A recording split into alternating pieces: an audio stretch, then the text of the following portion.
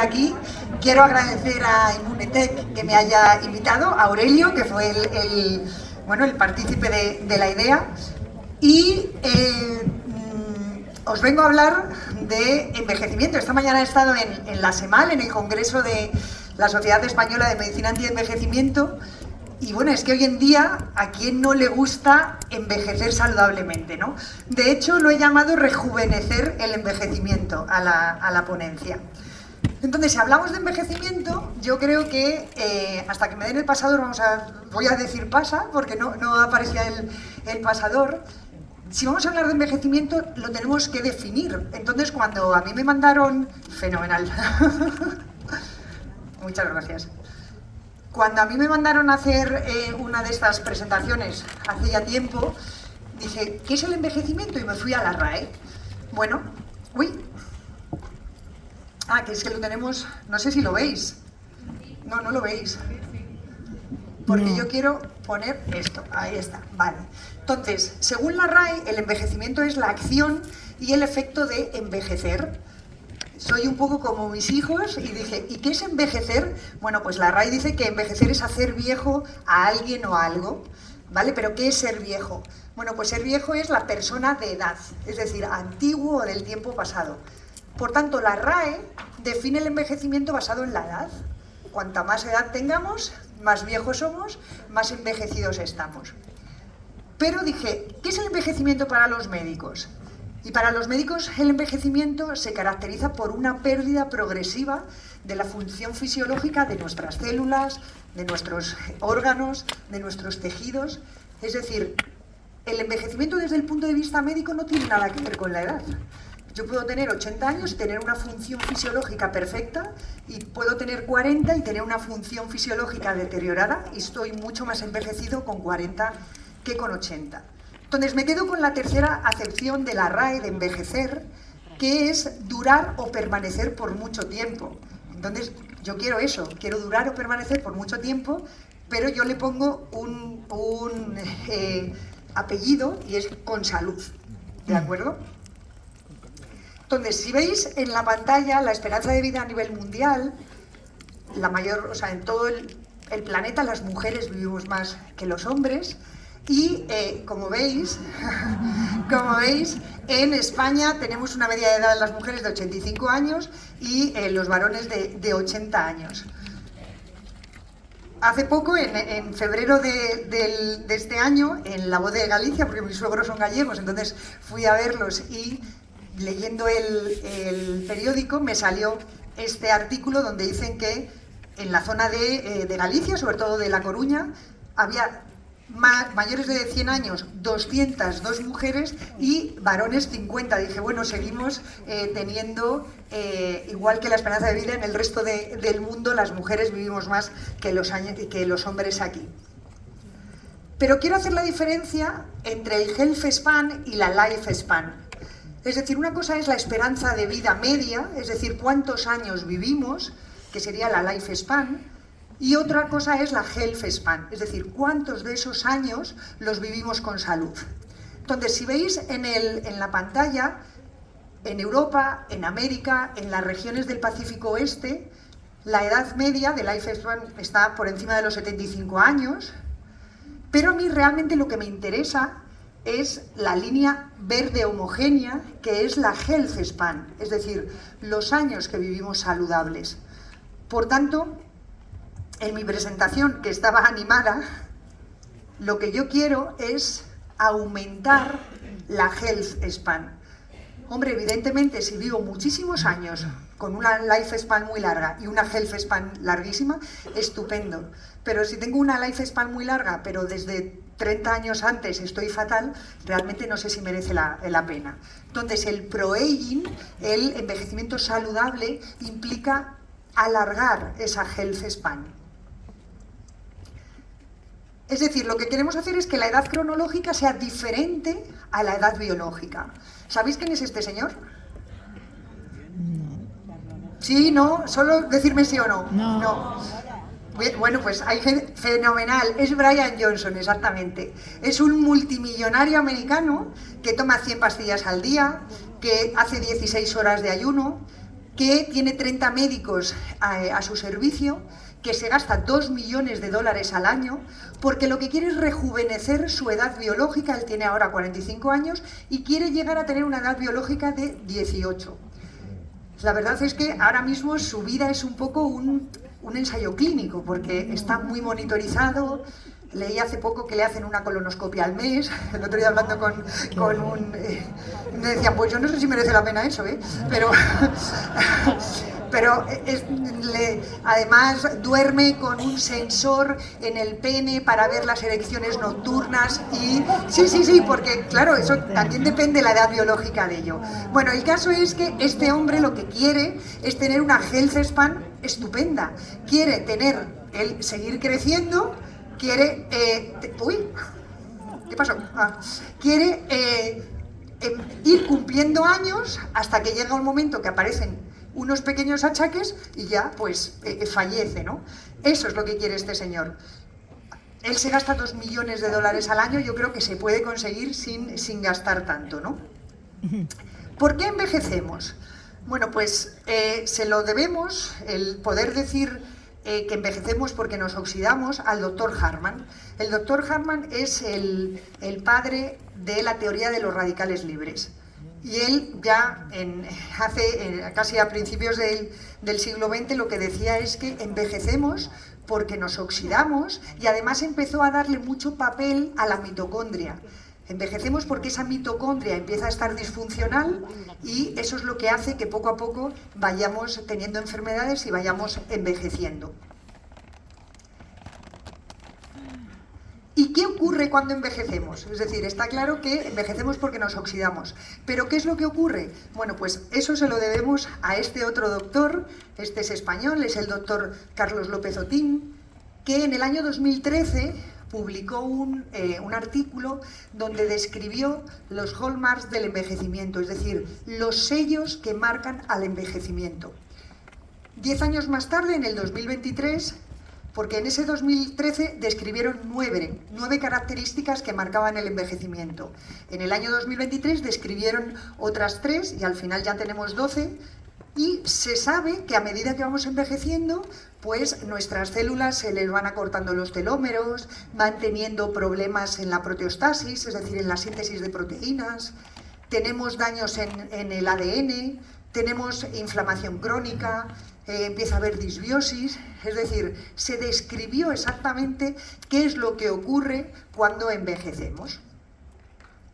Entre el año 2013 y el año 2023, son 10 años de diferencia, hay 300.000 artículos publicados a nivel científico que están estudiando qué es lo que podemos hacer para que ese envejecimiento se ralentice. Porque, como os digo, ese artículo del 2013 fue como el pistoletazo de salida de, si ya sabemos lo que ocurre cuando envejecemos, podemos atajar eso que ocurre, ¿no? Si no sabemos lo que pasa, no le podemos poner remedio. Por tanto, el envejecimiento es algo que nos preocupa a todos, como a todos los científicos, es decir, a todos los médicos, evidentemente a los pacientes también, pero a todos nos debe preocupar como personas, porque desde que nacemos casi que estamos envejeciendo, ¿no? Nos oxidamos porque tenemos radicales libres. Entonces podéis decir, jolines, pues que no los produzcamos. Bueno, los radicales libres sabemos que son necesarios. Son necesarios porque funcionan, entre otras cosas, como moléculas de señalización. El problema es que cuando somos jóvenes, cuando tenemos salud, esos radicales libres se eliminan rápidamente, entre otras cosas por el nivel de glutatión que tengamos, pero también por ciertas vitaminas como la A, la C o la E, que son antioxidantes. El problema es cuando esos radicales libres se producen en exceso y entonces se produce un estrés oxidativo y eso es lo que nos hace enfermar. Por tanto, ese estrés oxidativo es el mecanismo clave en muchas enfermedades. ¿Qué produce radicales libres? Pues fijaos, cuando fumamos estamos produciendo radicales libres, estamos atacando a nuestro propio organismo. También, por ejemplo, la radiación, tanto la solar o las radiaciones ionizantes. La contaminación, vivir en un sitio sumamente contaminado hace que nuestro organismo nuestros pulmones estén respirando un aire que no es sano y también vamos a producir radicales libres. La disfunción mitocondrial de la que os hablaba antes. La mitocondria es fundamental para que nuestras células funcionen correctamente porque es el orgánulo que produce la energía. Si tenemos una disfunción mitocondrial no vamos a producir energía y al final las células se van a ver afectadas. El ejercicio extremo es un productor de radicales libres. El hacer ejercicio moderado todos los días es lo mejor que podemos hacer. Y lo peor que podemos hacer es: no, yo no hago nada de ejercicio entre semana, que eso me lo dicen muchos pacientes, pero bueno, el sábado juego 3 horas al pádel, digo, haces un flaco favor a tu organismo. Es decir, si el músculo no está adaptado a hacer 3 horas de ejercicio, te aseguro que se está oxidando en exceso. Por eso ese ejercicio extremo o ese ejercicio en alguien que no esté adaptado es un productor de radicales libres. El estrés, tanto físico como mental, también hace que nuestro organismo produzca más radicales libres. La alimentación inadecuada, el estar comiendo eso, el fast food, pues hacemos poco favor a nuestras células, ¿no? El tener inflamación crónica, es decir, cuando ya hay ciertas enfermedades, es como el pez que se muerde la cola, el estrés oxidativo nos hace enfermar, pero la enfermedad a su vez hace que generemos más radicales libres. Y los medicamentos, muchas veces el tomar fármacos para diferentes enfermedades, como decía un profesor mío en la facultad, es que realmente el fármaco es un mal menor, es decir, te están tratando unas cosas, pero te están afectando otras. Por tanto, si tenemos en cuenta todo esto, pues estamos muchas veces rodeados de factores que nos hacen tener un estrés oxidativo aumentado. ¿Y qué ocurre si hay un exceso de oxidantes? Pues está claro, no tenemos un equilibrio. Es decir, si tenemos más oxidantes que antioxidantes, pues nos oxidamos y nos pasa como a esta manzana. Es decir, en la manzana se ve claramente. En nuestras células ocurriría lo mismo y nuestra piel muchas veces es el reflejo de nuestro interior. Hay personas que tienen una edad cronológica realmente joven, pero les ves la piel y dices, uff, como sus órganos estén como su piel, realmente está muy envejecido, ¿no? Porque la piel la tenemos a flor de piel, nunca mejor dicho, y está expuesta sobre todo a, por ejemplo, a esa radiación solar que nos hace envejecer. ¿Qué tenemos que hacer para recuperar el equilibrio? Bueno, pues está claro, tenemos que disminuir los radicales libres, aumentar los antioxidantes y de esa forma alcanzaremos el equilibrio. ¿Cómo vamos a disminuir los radicales libres? Pues hay cosas que sí que podemos hacer, es decir, los que fumen, dejen de fumar, por ejemplo. Es decir, ya están haciendo un favor a su organismo si no le están sometiendo a ese exceso de humo, a ese exceso de nicotina. Más cosas que podemos hacer, protegernos de la radiación. Es decir, no es malo tomar el sol, pero no es bueno a las 3 de la tarde ponerse sin protección a tomar el sol. Protejámonos. La contaminación, bueno, lo suyo sería que todos pudiéramos vivir en el campo y alejados de la contaminación, pero muchas veces eso no es posible. Pero sí que lo que podemos hacer es, siempre que tengamos un momento libre, pues que vayamos a pasar nuestro tiempo pues en sitios, bueno, pues abiertos y en contacto con la naturaleza, que eso es bueno no solo para disminuir la contaminación, sino también para disminuir de mucha contaminación cerebral, ¿no? Podemos hacer ejercicio, pero no extremo, es decir, podemos hacer un ejercicio más moderado. El estrés, vamos a intentar disminuirlo, que yo sé que es fácil decirlo, pero no es solo disminuir el estrés, sino también aprender a gestionar ese estrés. La alimentación, evidentemente, la podemos hacer adecuada. Es una de las cosas que esta mañana repetía, es que la forma mejor de atajar esas señales del envejecimiento es con una correcta alimentación. Eso es lo que está en nuestra mano. Y luego, en el caso de la inflamación y los medicamentos, pues hombre, si nos cuidamos, tomaremos menos medicamentos y a su vez tendremos menos producción de radicales libres. ¿Y cómo podemos aumentar los sistemas antioxidantes? Bueno, en nuestro organismo tenemos dos formas de antioxidarnos. Lo que llamamos las enzimas, que los que sois médicos aquí os sonarán, estamos hablando de la superóxido dismutasa, de la catalasa, de la glutatión peroxidasa, bueno, de unas palabrejas muy raras, pero que son antioxidantes, son enzimas que nuestro propio organismo sintetiza para ayudarnos a luchar contra esos radicales libres.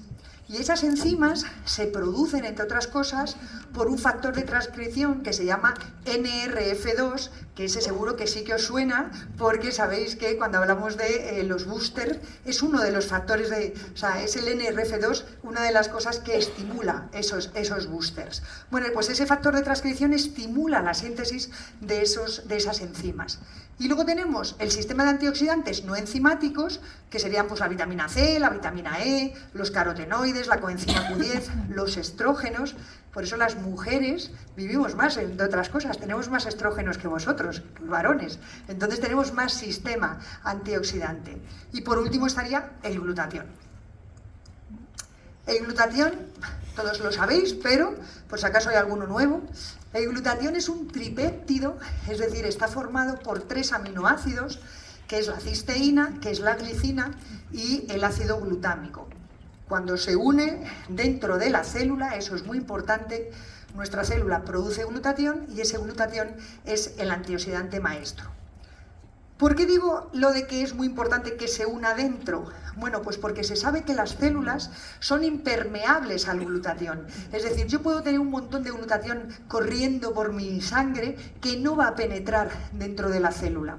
Lo que va a penetrar dentro de la célula son los aminoácidos y en concreto el más importante de todos es la cisteína. Para que se produzca la síntesis de glutatión se necesitan 2 enzimas. La primera enzima une la cisteína con el ácido glutámico y forma un dipéptido, es decir, la unión de 2 aminoácidos. Y luego necesito otra enzima que una la glicina para ya tener el glutatión. Esta síntesis de glutatión se tiene que hacer dentro de la célula, insisto. Puedo tomar glutatión por boca en cantidades grandísimas que mi estómago lo va a destruir y me lo va a partir en aminoácidos. Una vez que sintetizo ese glutatión en el citoplasma, ya va a ir a los diferentes orgánulos de la célula. Es muy importante que ese glutatión vaya al núcleo para proteger de la oxidación al ADN, porque si está oxidado el ADN, al final están alterados los genes por un mecanismo epigenético y podemos tener muchos problemas. Desde el citoplasma también puede ir, por ejemplo, a las mitocondrias. Las mitocondrias son los principales productores de radicales libres. Están generando constantemente energía y eso implica, como una chimenea cuando está produciendo energía, cuando está produciendo fuego, que emite humo y ese humo son los radicales libres. Tenemos que tener mucho sistema antioxidante en esas mitocondrias para neutralizar esa formación de humo. Y tiene que ir también al retículo endoplasmático. Y el retículo endoplasmático es donde se sintetizan las proteínas, por tanto tampoco puede estar oxidado. Porque si yo tengo ese retículo endoplasmático oxidado, las proteínas que voy a generar van a estar oxidadas también. Lo que quiero que veáis en esta diapositiva es que os decía que el glutatión las células son impermeables para el glutatión, pero si os fijáis, el glutatión que produce la célula, si no lo utiliza del todo, es capaz de salir fuera de la célula. Entonces, la membrana celular es impermeable al glutatión desde fuera de la célula adentro, pero desde dentro a fuera no hay problema. Si tenemos un exceso de glutatión, ese glutatión va a salir fuera de la célula. Y una vez que está fuera de la célula, veis ese cuadradito azul, que es la gamma GT. Los que seáis médicos sabéis que es una de las cosas que medimos en la analítica, cómo están la GOT, la GPT, que son las transaminasas, y la gamma GT. Bueno, la gamma GT es una de las que se encargan de hidrolizar ese glutatión que está fuera de la célula en los aminoácidos de los que está compuesto, lo separa en cisteína, en glicina e en glutámico, y la célula es capaz de volver a absorber la cisteína. ¿Por qué os digo esto? Porque si en la analítica veis que los pacientes tienen un aumento de gamma GT, es una de las mejores formas de explicarlos que tienen exceso de radicales libres. Es decir, tienes estrés oxidativo y tu hígado está intentando producir glutatión y ese glutatión que está produciendo está haciendo trabajar a esa gamma GT. Por tanto, si está elevado es una de las mejores formas, insisto, de explicar que hay estrés oxidativo. ¿Por qué os digo que es el antioxidante maestro? Fijaos, esto ni lo tenéis que aprender, pero Lo que veis arriba del todo es lo que ocurre en la mitocondria cuando la mitocondria empieza a producir ATP. Ese oxígeno pasa al ion, o sea, al ion, que es uno de los primeros radicales libres que aparecen, y hay una cascada de situaciones en las que lo que veis en azul, donde pone GSH, es el glutatión. Fijaos dónde actúa en numerosos puntos. Es decir, si no tenemos suficiente glutatión, no somos capaces de cortar esta cascada de eventos oxidativos y al final pues, se produce la oxidación de las proteínas, la oxidación de los ácidos nucleicos, la oxidación incluso de los lípidos y aparecen las enfermedades. Por eso es el antioxidante maestro, porque es que actúa en numerosos escalones. Si no tenemos ese glutatión, no tenemos esos cortafuegos. Las enfermedades relacionadas con el estrés oxidativo son muchos, incluidas el envejecimiento, pero fijaos, quiero que os fijéis en esto.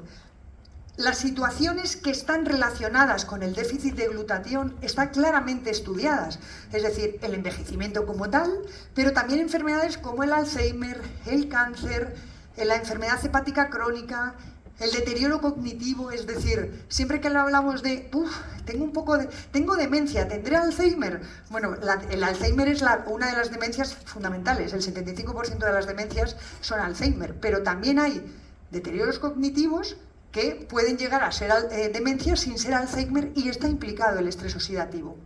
La diabetes, el HIV, la hipertensión, la infertilidad, el lupus, la esclerosis múltiple, la enfermedad de Parkinson, o sea, cientos de enfermedades están producidas o están relacionadas con el déficit de glutatión.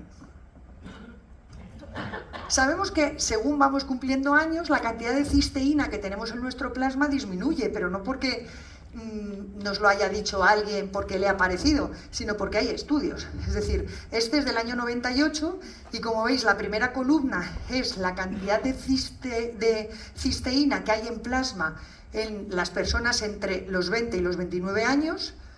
De los 30 a los 69 ya disminuye la cantidad de cisteína, pero es que por encima de los 70 la cantidad de cisteína es muchísimo más bajita. Y el nivel de glutatión intracelular, esto es muy importante, si sois capaces de medir alguna vez la cantidad de glutatión, hay que medirlo dentro de las células, no me vale que te digan cuánto glutatión hay en plasma, porque ese realmente no es el eficaz es el que está dentro de las células. Bueno, pues el nivel de glutatión intracelular también disminuye con la edad. Esto es un estudio que se hizo solo en mujeres y la barra blanca, como veis, entre los 30 y los 40 años tenemos un nivel de glutatión bastante aceptable, entre los 50 y los 60 baja considerablemente y por encima de los 70 incluso está un poco más alto que entre los 50 y los 60, pero sigue estando bajito en relación a las personas por debajo de los 40. La explicación que daban en el artículo, y no les falta razón porque por encima de los 70 había también mujeres de 100, tenían más de 70, pero eran centenarias. Es que posiblemente han llegado a 100 años porque tenían los niveles de glutatión más altos. No es que según vamos cumpliendo años el glutatión aumenta, no, sino que posiblemente lleguemos a más viejos, la palabra no es más viejos, sino a cumplir más años porque tenemos más glutatión en nuestra sangre, en nuestras células, vamos. Este artículo también es muy interesante porque, fijaos, van a medir los niveles de glutatión en pacientes que tienen más de 60 años con DMA, es degeneración macular, que tienen más de 60 años con diabetes sin tener degeneración macular, más de 60 años sin diabetes ni degeneración macular, es decir, eran personas sanas, pero mayores de 60 años, y en el cuarto grupo son pacientes de personas menores de 60 años, también sanas, sin diabetes ni degeneración macular. Y lo que se demuestra es que a medida que vamos cumpliendo años tenemos menos glutatión y si tenemos enfermedad también tenemos menos glutatión. Fijaos, la barra blanca lo que nos mide es la cantidad de glutatión, el GSH normal, que es el glutatión reducido, es decir, el glutatión bueno, el que realmente hace su efecto. La barra negra me mide el glutatión total, Glutatión total implica cuánto glutatión reducido tengo y cuánto glutatión oxidado tengo. El glutatión oxidado no me sirve, ya es como un cartucho que ya hemos usado. Veis que los menores de 60 años, C, es decir, los controles, los que tienen menos de 60 años pero están sanos, tienen unos niveles muy buenos de glutatión reducido y unos niveles muy buenos de glutatión total. Y hay muy poquita diferencia entre el total y el reducido.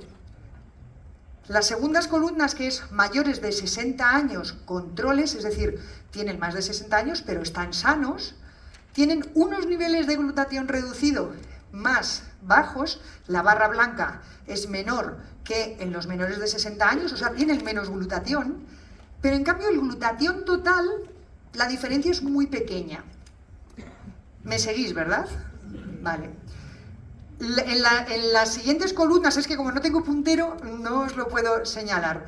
En la siguiente columna, que es donde pone ARMD, es decir, son pacientes que tienen degeneración macular y además, tienen diabetes, pero no tienen degeneración macular, tienen un glutatión total más bajito, y el glutatión reducido también más bajito. Y desde luego los que son diabéticos y además tienen degeneración macular son los que tienen un glutatión reducido mucho más bajo y un glutatión total más bajito. Entonces podéis decir, ¿y por qué tienen el glutatión total alto, por ejemplo, los controles, y el glutatión reducido bajito? Pues mirad, aquí está la contestación. Porque lo que tienen es más glutatión oxidado. Es decir, cuanto más enfermos están, resulta que tienen más glutatión oxidado y menos glutatión reducido. Por eso hay tan poca diferencia en cuanto al glutatión total, pero es porque es un glutatión que ya está utilizado. Entonces, ¿el estrés oxidativo es lo mismo que el envejecimiento? Sabíamos que el estrés oxidativo, el doctor Hallman nos decía que envejecíamos porque nos oxidábamos. Y el doctor López Otín decía, en el envejecimiento hay un montón de cosas que ocurren, 12 cosas. ¿Pero realmente esas 12 cosas están en relación con el estrés oxidativo? Bueno, pues no se puede saber, a no ser que demostremos que mejorando el estrés oxidativo va a mejorar el envejecimiento. Entonces, como os decía, tenemos que demostrar que los procesos degenerativos pueden mejorarse elevando los niveles de antioxidantes. Entonces, este artículo del 2005 hicieron algo muy interesante. ¿Qué es lo que ocurre cuando cumplimos años? Pues que disminuye la función muscular, que aumenta la masa grasa y disminuye la masa magra. Pesando lo mismo a los 50 que a los 40 no estamos bien, porque a los 50 tenemos más grasa y menos músculo. Aumenta el TNF-alfa, es un factor de necrosis tumoral que es una adipoquina inflamatoria, disminuye la función inmunitaria y disminuye la albúmina en sangre. Esto está constatado que ocurre en los pacientes con edad. Si le suplementamos con cisteína, resulta que lo vamos a ir revirtiendo. Aumentamos la función muscular, disminuimos la masa grasa y aumentamos el músculo, tenemos una disminución de la inflamación, porque por eso disminuye el TNF-alfa, aumenta la función inmunitaria y además mucho, y aumenta la albúmina en sangre. Es decir, estamos revirtiendo, como os digo, todos los procesos que aparecen en alguien con edad. Conclusiones.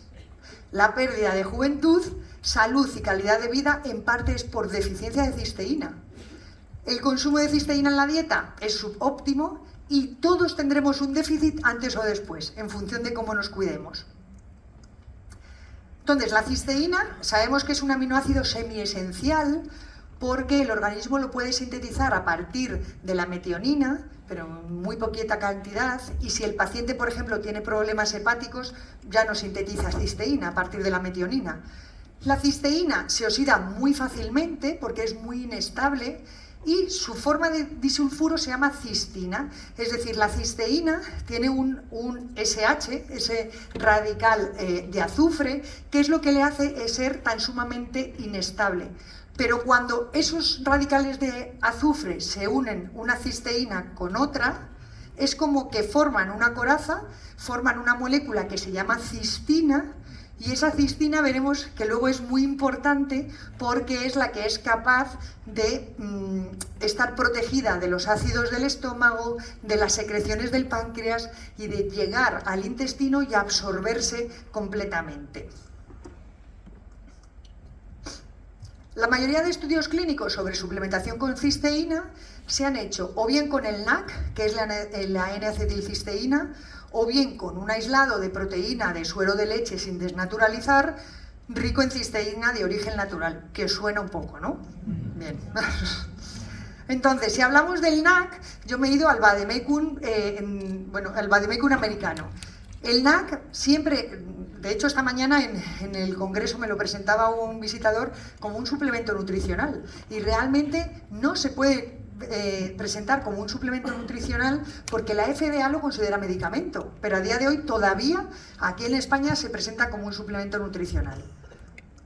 La N-acetilcisteína además, si miramos si es seguro, nos dice que es seguro, posiblemente, sea seguro para la mayoría de los adultos, pero puede causar efectos secundarios como sequedad de boca, náuseas, vómitos, diarrea, es decir, no deja de ser un fármaco y puede producir efectos secundarios. También nos dicen que en los niños es probable que sea seguro, pero que se recomienda no darlo más de 12 semanas. Y si vemos los posibles efectos secundarios que puede tener, vemos que en el asma nos dicen que lo demos con cuidado, que si el paciente va a ser sometido a una cirugía, que se lo quitemos porque le puede alterar la coagulación, o que incluso puede retardar la coagulación sanguínea, entonces si están tomando, por ejemplo, Sintrom o medicamentos parecidos, puede haber interacciones. Entonces no es un suplemento al uso, porque puede tener efectos secundarios.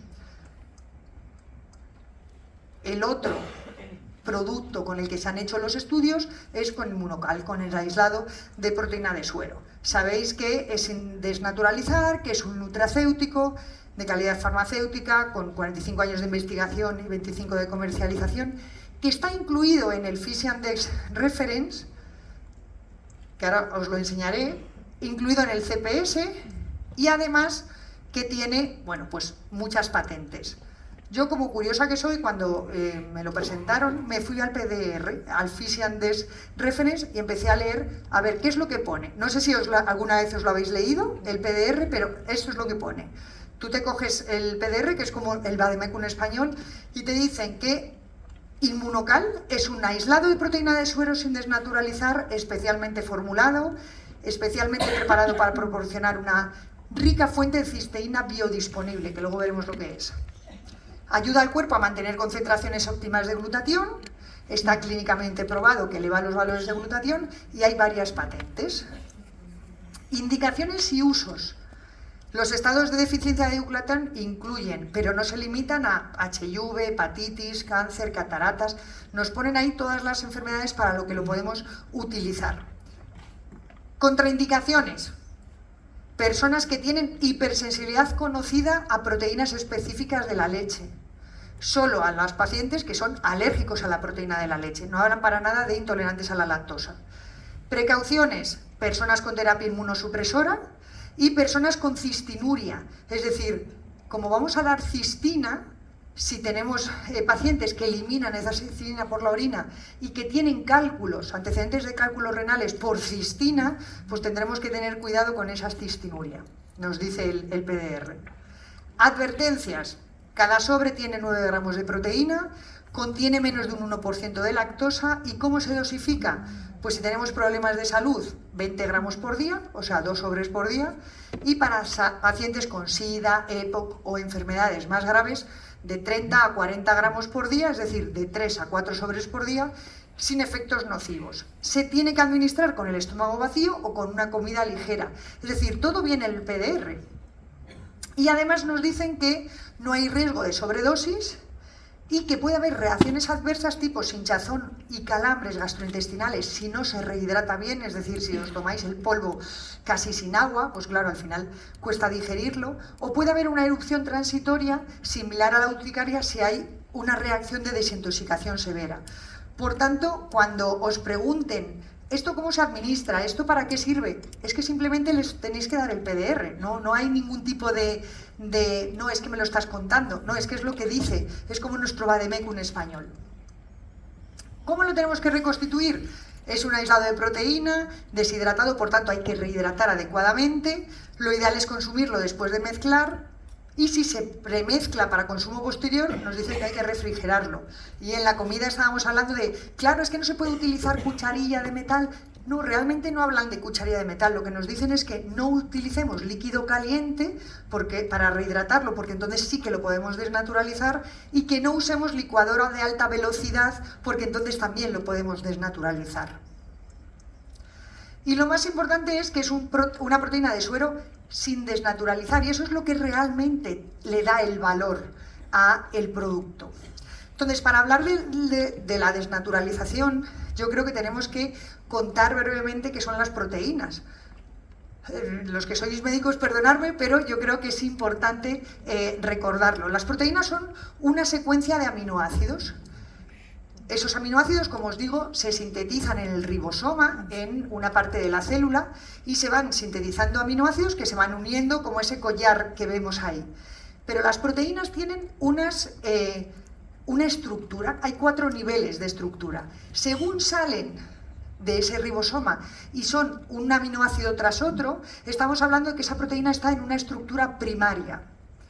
Cuando esa proteína empieza a adquirir ciertas formas, porque se empiezan a hacer uniones entre puentes de hidrógeno y empiezan a tener esa forma de espiral, esa proteína ya está en una forma secundaria.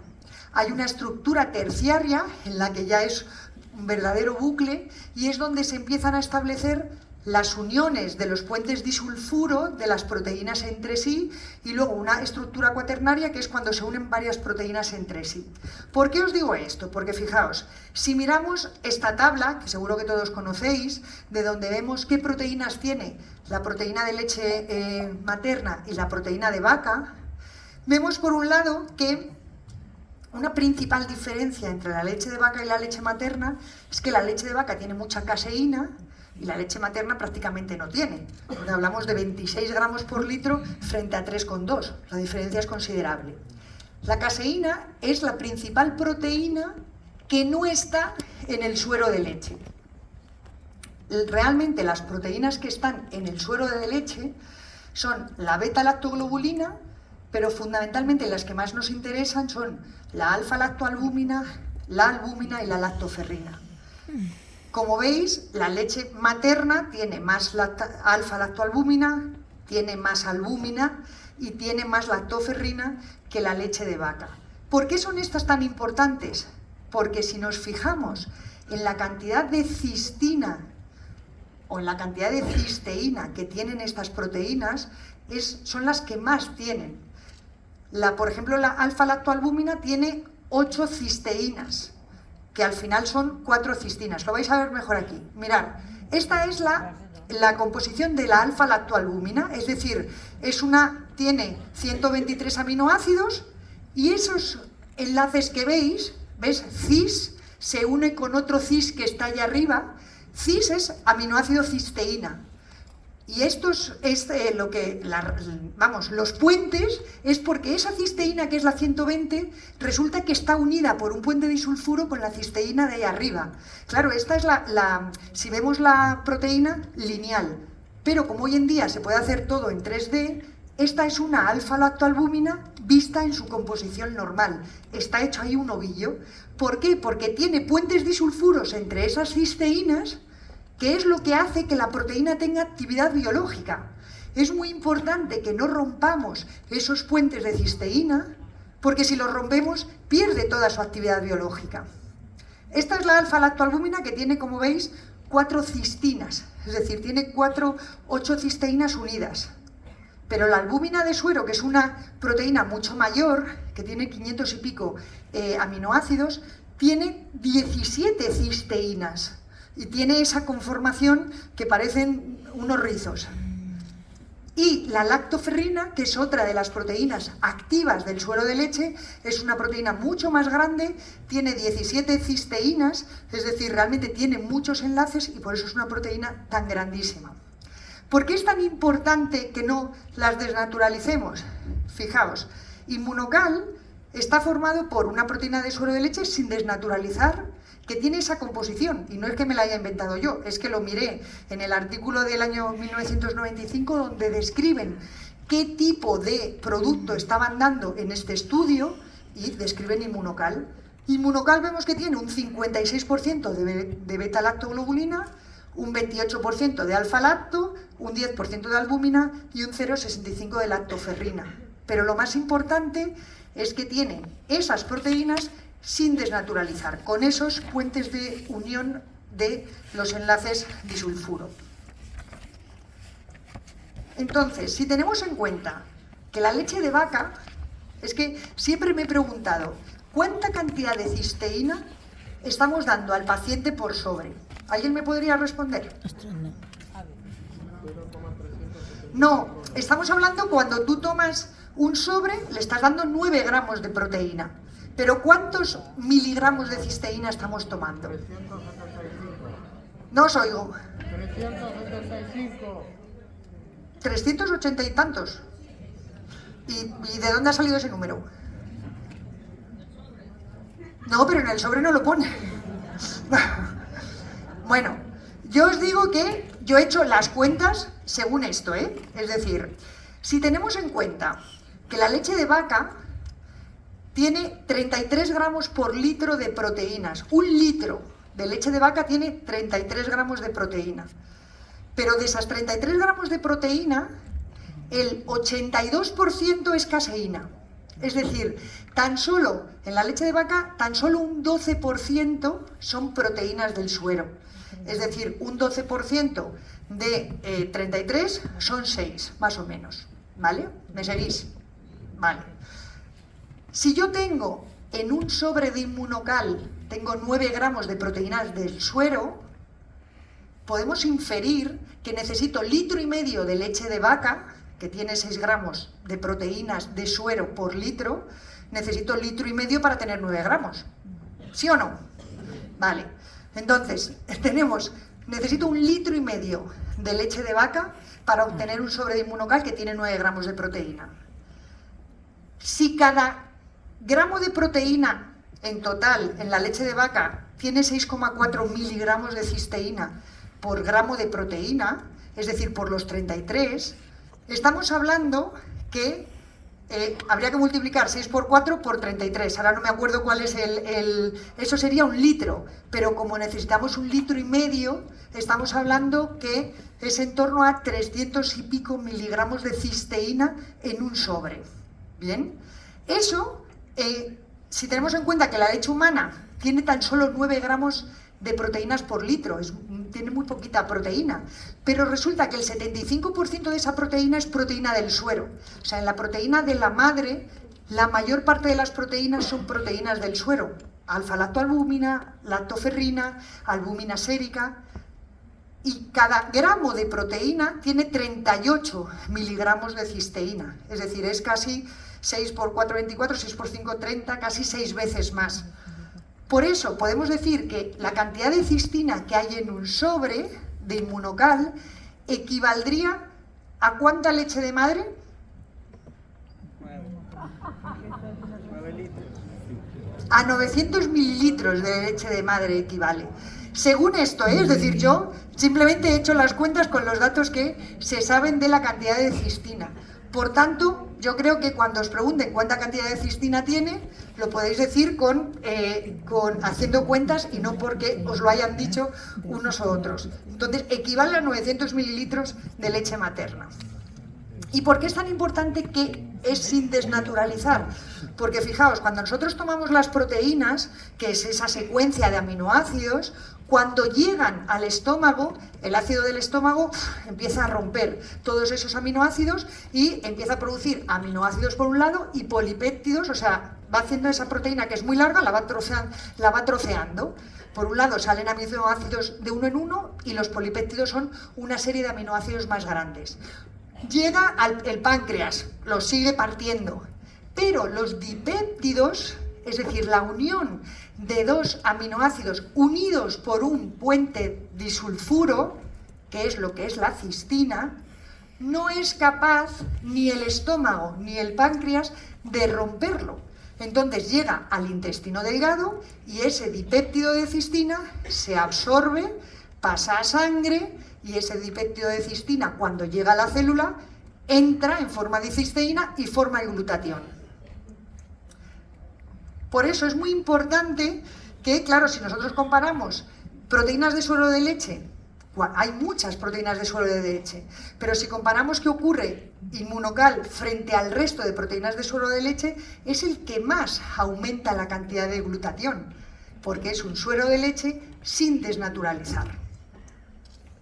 De hecho, bueno, tenéis estudios clínicos, este es del 99, donde se demuestra cómo después de suplementar con Inmunocal hay un aumento considerable del glutatión intracelular y además aumenta un 35% y además no es solo que aumente el glutatión, sino que mejora la formación de ese músculo porque está hecho en deportistas. ¿Y son todas las proteínas de suero de leche iguales? No, un no redondo, ¿no? Este suero de leche, que es el que se toman los culturistas y la gente que va al gimnasio, es un suero de leche desnaturalizado. ¿Eso que implica? Que cuando nos lo tomamos, el estómago y el páncreas lo que hace es ir rompiendo esa proteína que no tiene ningún puente disulfuro en los diferentes aminoácidos. Esos diferentes aminoácidos llegan al intestino y se absorben como aminoácidos independientes. Hombre, son muy importantes para nuestros músculos, porque cuando llegan al músculo se van a unir y entonces nos hacen generar masa muscular. Pero esos aminoácidos independientes no van a generar glutatión. Por eso es tan importante que la proteína esté sin desnaturalizar y es lo mágico de este producto, que han conseguido tratar ese suero de leche sin romper los puentes disulfuro. Por tanto, también se ha visto, por ejemplo, que en los pacientes que tienen obesidad tienen un aumento del glutatión oxidado y un aumento de los productos que se miden para ver cómo está su ADN, para ver cómo están sus lípidos, lo tienen todo aumentadísimo. Las personas simplemente por tener obesidad, aunque no tengan enfermedad, y por el hecho de disminuir de peso, van aumentando los niveles de glutatión porque mejoran ese estrés oxidativo. Por tanto, a los pacientes que tienen obesidad, si les damos Inmunocal, que les damos una fuente de producción de glutatión, les estamos ayudando simplemente por darlo a luchar contra ese estrés oxidativo que tienen sí o sí por tener exceso de peso. Si además los hacemos perder peso, mucho mejor. Por eso, yo os quería plantear si hacemos un reto de 15 días. ¿Estáis dispuestos? Venga, va. Vale. Porque yo lo que os sugiero es, mirad, por cada 2 sobres de Inmunocal estáis tomando 18 gramos de proteína, que es una ración buenísima de proteína. De hecho, yo a mis pacientes cuando los pongo a perder peso, muchas veces les doy 15 gramos de proteína por dosis. Con 2 sobres de Inmunocal lo tendríamos cubierto. Si vosotros durante 15 días desayunáis como proteína, solo 2 sobres de Inmunocal, pero no pongáis más proteína en el desayuno, y en la cena ponéis 2 sobres de Inmunocal, que serían otros 18 gramos de proteína, y en la comida hacéis una dieta equilibrada, pues una verdura, una proteína animal, en 15 días me tenéis que contar lo que os pasa. Y lo que os pasa va a ser maravilloso. ¿Estáis dispuestos a hacerlo? Sí, pero que dicen. Uy, he oído un sí muy pequeño, ¿eh? Vale, porque otra vez que nos encontremos me tendréis que contar qué es lo que ha pasado. Es decir, podemos estar dando al organismo antioxidantes y a su vez estar preservando la masa muscular y haciendo perder masa grasa. O sea, podéis combinar la Inmunocal no solo para tratar enfermedades, sino para mejorar ese exceso de grasa que todos en mayor o menor medida podemos tener. Por tanto, es momento de dudas. Si tenéis alguna duda, es hora de resolverla y si no, pues doy paso al siguiente ponente, que seguro que estáis deseando oírlo. ¿Dudas?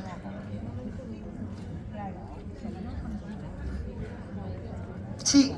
Sí, en las siguientes comidas sigues manteniendo, por ejemplo, el aporte de una pieza de fruta, comiendo un poquito de pan, no habría ningún problema. Porque también se podría hacer cetosis con Inmunocal. Bueno, pues has hecho una cetosis con Inmunocal, pero el problema de la cetosis es que hay que suplementarla. Es decir, cuando uno está en cetosis necesita tomar potasio, necesita tomar magnesio, necesita tomar vitaminas, y eso conviene que lo controle un médico. Por eso no os estoy diciendo a hacer cetosis, porque no me responsabilizo de ello, pero sí que disminuyamos el consumo de hidratos sin llegar a ser cetosis, pero simplemente sustituyendo la proteína de la mañana y la proteína de la noche con 2 sobres de Inmunocal, que ya tenéis 18 gramos de proteína, la diferencia va a ser bestial. ¿Y cuántos gramos de hidratos de carbono? ¿Perdón? ¿Cuántos gramos? ¿Qué cantidad? Bueno, sí, es decir, vais a notar, por ejemplo, que os deshincháis, si es que tenéis hinchazón, ¿vale? Pero vais a notar, por ejemplo, que va a bajar la masa grasa y va a aumentar la masa muscular. Obviamente tenéis que seguir comiendo en la comida, simplemente digo hacer ese pequeño cambio. Hombre, alguien que pese 40 kilos, que luego coma en la comida, es decir, no estamos hablando de desnutrirnos, simplemente cambiar la proteína del desayuno y la proteína de la cena por Inmunocal, que estamos dando suficientes gramos de proteína, pero a su vez no tiene prácticamente grasa, no tiene no tiene lactosa, va a sentar bien y vais a notar mejoría no solo a nivel digestivo, sino también en vuestra composición corporal. Simplemente os invito a hacerlo, luego ya me contáis. Dime. Ah, vale, perfecto. Ah, pues... Hola, muy buenas. Hola. Quería saber si podrías explicar un poco cómo influye el Inmunocal en pacientes con Alzheimer. Y además, específicamente, mi padre tiene Alzheimer y está extremadamente delgado. Sí. Entonces, bueno, quería saber un poco cómo podría Mira, es ayudar decir, a coger peso y a otras cosas. Gracias. el Alzheimer está claro que tiene un componente de estrés oxidativo bestial. Es decir, esas neuronas... El Alzheimer se caracteriza, como te decía antes, es la demencia más frecuente, pero es que además es una demencia que tiene unas características patognomónicas, y es que nuestras células empiezan a acumular una proteína que es el amiloide dentro de las neuronas, y fuera de las neuronas empieza a haber un acúmulo de lo que se llama una proteína tau, que se van acumulando poco a poco porque la célula no es capaz de limpiarse, ¿vale? Entonces, a tu padre lo que le convendría sería tomar Inmunocal, evidentemente, porque le estamos favoreciendo la formación de antioxidantes, o sea, eliminando esos radicales libres, pero conviene, por ejemplo, que le disminuyas también un poco el consumo de hidratos, ¿vale? Para que tenga esa etapa, no te digo que le hagas entrar en cetosis, evidentemente tú, pero una dieta baja en hidratos y alta en grasas y alta en proteínas, sobre todo si es proteína vegetal combinada con la proteína de Inmunocal, que le va a favorecer la formación de esos radicales libres,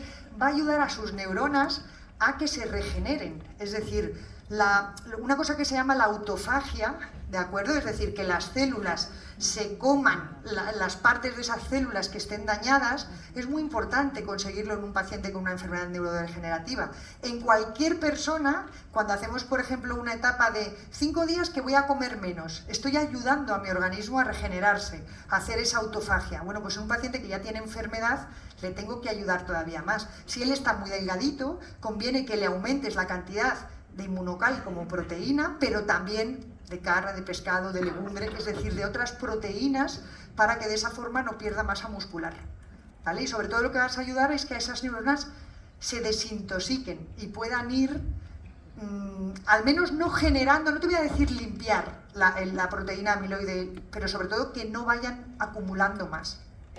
¿Te contesté? Yo, aquí. ¿A dónde? Aquí. ¿A la izquierda? Aquí, a tu izquierda. Aquí. Aquí. Ah, vale, perdona. Gracias. El Inmunocal rompe el ayuno intermitente. Perdón, no te he oído. Si el Inmunocal rompe el ayuno intermitente. No. No. Es decir, si tú cualquiera solo, de ellos. si O tú- solo el regular. Bueno, el regular, yo hablo del regular, Vale. bueno, o el Platinum tampoco, porque lleva creatina y lleva iones y eso no lo rompe. El Sport posiblemente sí, seguro, y el Booster también. Pero el regular, que es solo proteína como tal, con muy poquito hidrato y muy poquita grasa, no rompe el ayuno intermitente. ¿Y el naranja?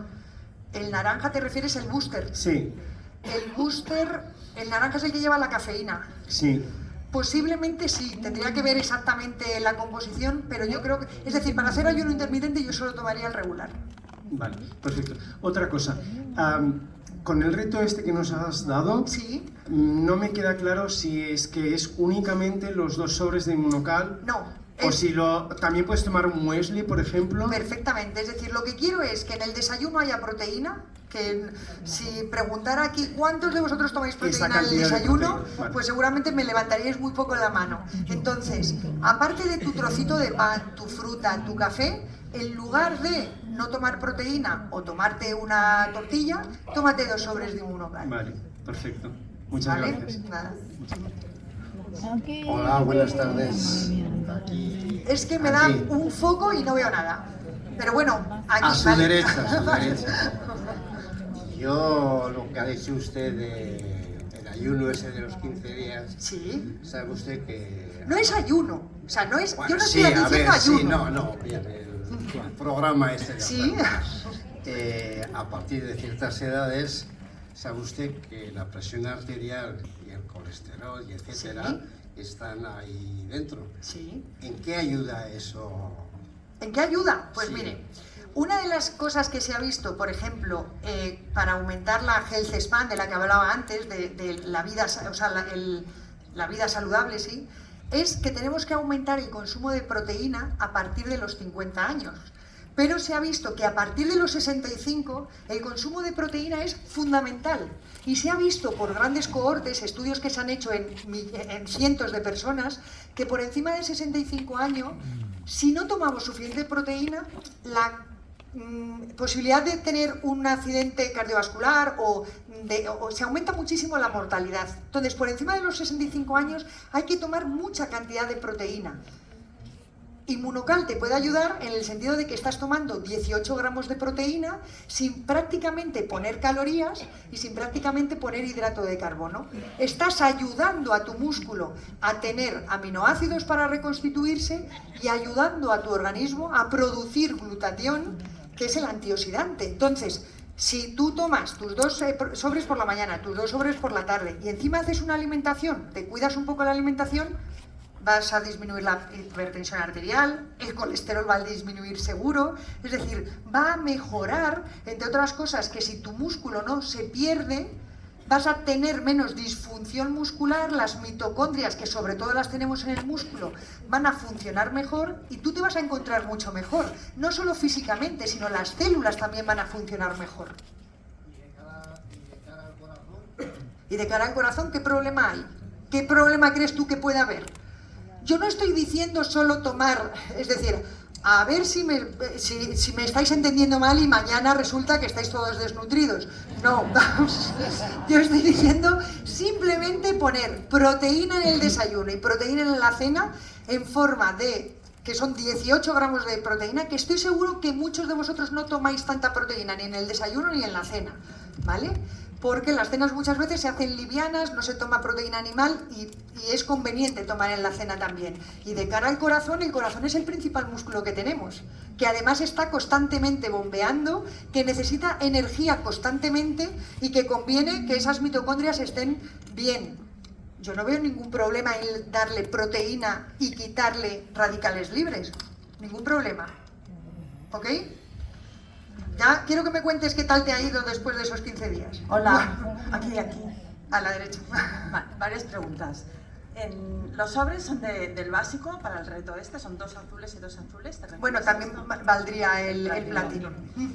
Una persona anciana de casi 90 o más de 90, ¿puede tomar Inmunocal sin problemas pensando en el riñón? Claro, es decir, si me dices por el reto este de los 2. No. Digo, imagínate una persona de 90 años, Sí. que yo le sugiero que tome Inmunocal, Sí. y me dice, no, porque hay que proteger la función renal, porque un exceso de proteína le podría perjudicar. Bueno, un exceso de proteína le podría perjudicar siempre que su filtrado glomerular esté mal. Es decir, si ella o él tiene un filtrado glomerular por encima de 60, que eso se ve en una analítica, podría tomar perfectamente hasta 1 gramo de proteína por kilo de peso. Es decir, que podría tomar Inmunocal. Lo que pasa es que tú imagínate que por la patología que tenga le mandas 4 sobres al día de Inmunocal. Le estás dando 36 gramos de proteína. Bueno, los tendrías que descontar del resto de proteína que la persona va a comer en el día. Entonces, no hay ninguna contraindicación. Lo único que tendríamos que sopesar esa cantidad de proteína. Diaria. Exactamente. Una persona con intolerancia a la proteína de la leche. Intolerancia. Sí, definitivamente no puede tomar Inmunocal. Es decir, una cosa es alergia, No, sí. otra cosa es intolerancia a la lactosa, ¿vale? Y otra cosa es sensibilidad a la proteína de leche. Si tiene sensibilidad a la proteína de leche, yo se lo quitaría al menos 6 meses hasta que se negativizara esa sensibilidad, porque la sensibilidad a la proteína de la leche es reversible y sobre todo muchas veces viene dada porque tienen permeabilidad intestinal. Si les tratamos esa permeabilidad intestinal, le quitamos el irritante, la mayor parte de las veces se desensibilizan y entonces sí que se lo podríamos dar. Vale, última. No. Un deportista, una persona que practica deporte bastante y se suplementa pues con lo típico de los deportistas, aminoácidos.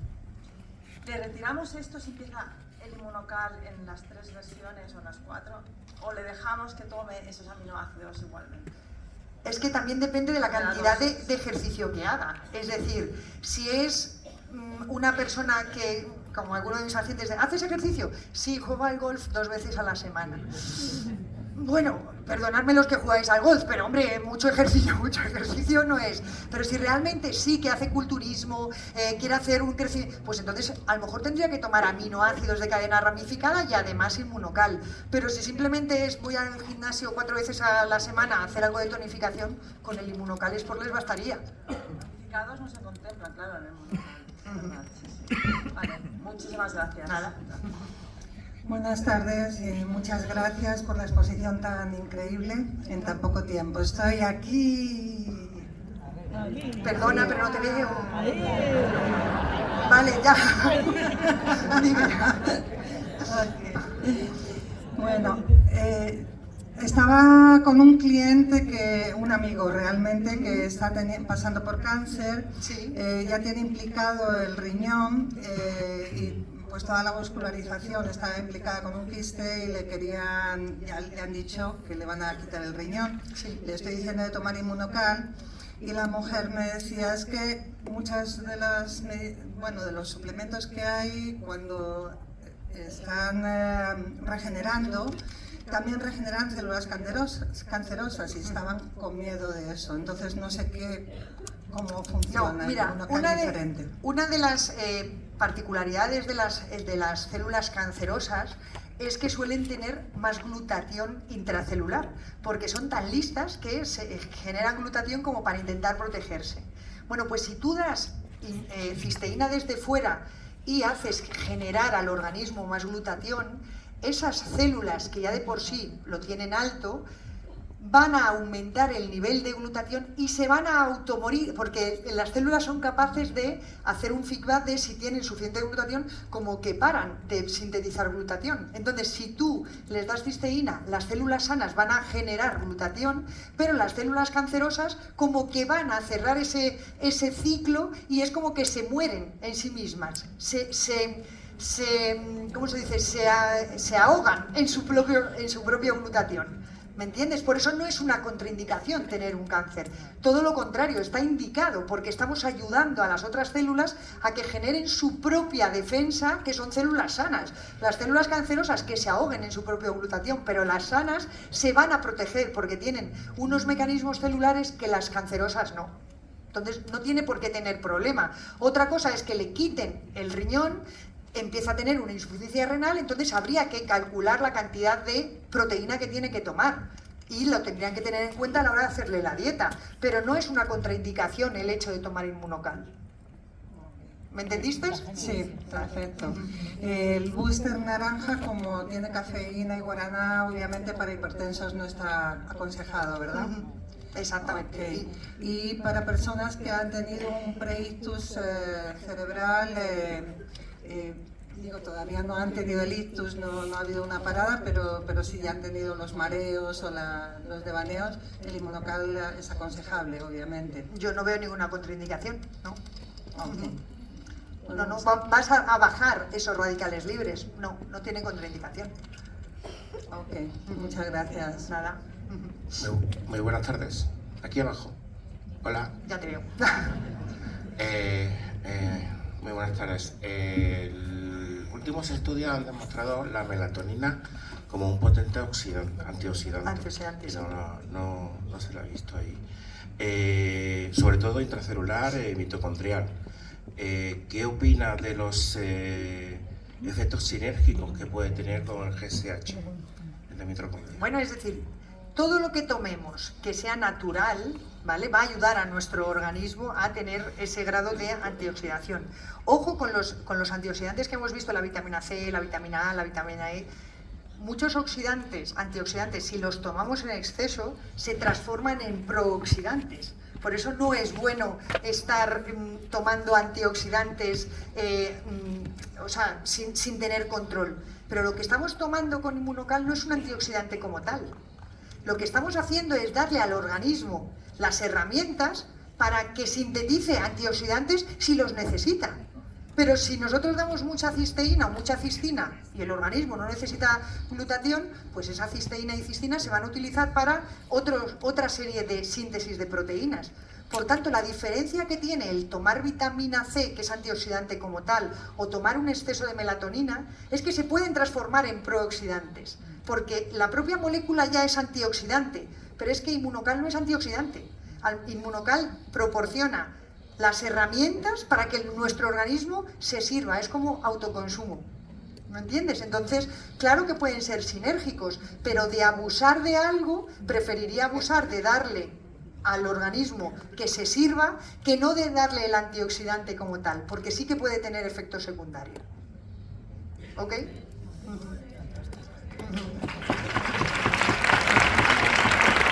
¿Más dudas? Pues... dime.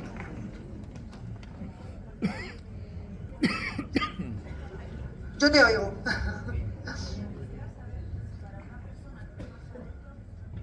Sí. No. Pregunta la compañera que si toman Xarelto, que es un tipo de anticoagulante, que si puede haber algún tipo de contraindicación.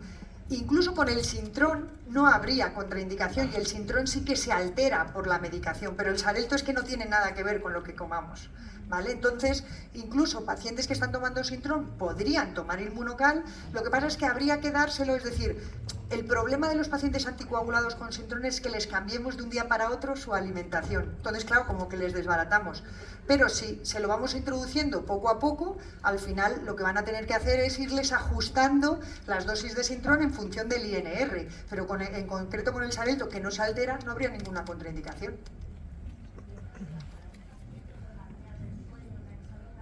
Sí. Bueno, alguien que tiene una CPAP, porque tiene apnea del sueño, casi seguro que es porque tiene un exceso de grasa visceral, es decir, porque tiene obesidad. Hay pacientes que no los ves aparentemente muy gordos, pero que cuando les haces una impedancia sí que tienen exceso de grasa visceral y es lo que les está produciendo esa apnea del sueño. Por tanto, lo primero que tendríamos que hacer es intentar que ese paciente perdiera peso, ¿vale? Pero claro, si el paciente tiene apnea del sueño, tiene poco oxígeno disponible y entonces va a hacer que esas células encima estén sufriendo más y estén produciendo más radicales libres. Es como si viviera en lo que os he enseñado de una fábrica, como si viviera al lado de una fábrica, porque no está bien oxigenado. Entonces, por eso está produciendo radicales libres. Si tú le das Inmunocal, le vas a ayudar a esa antioxidación, pero además tendría que hacer algo para intentar perder peso y mejorar otros posibles efectos que le hagan, otras posibles causas de producción de radicales libres. ¿Vale? Dime. Espera, es que me está preguntando ella.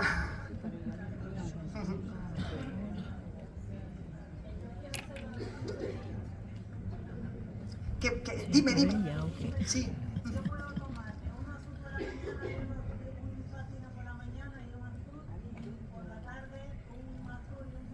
Sí, perfectamente. Ok. Bueno, me están diciendo que tiene que venir el siguiente ponente. De verdad, muchísimas gracias. Gracias. Espero que os haya servido.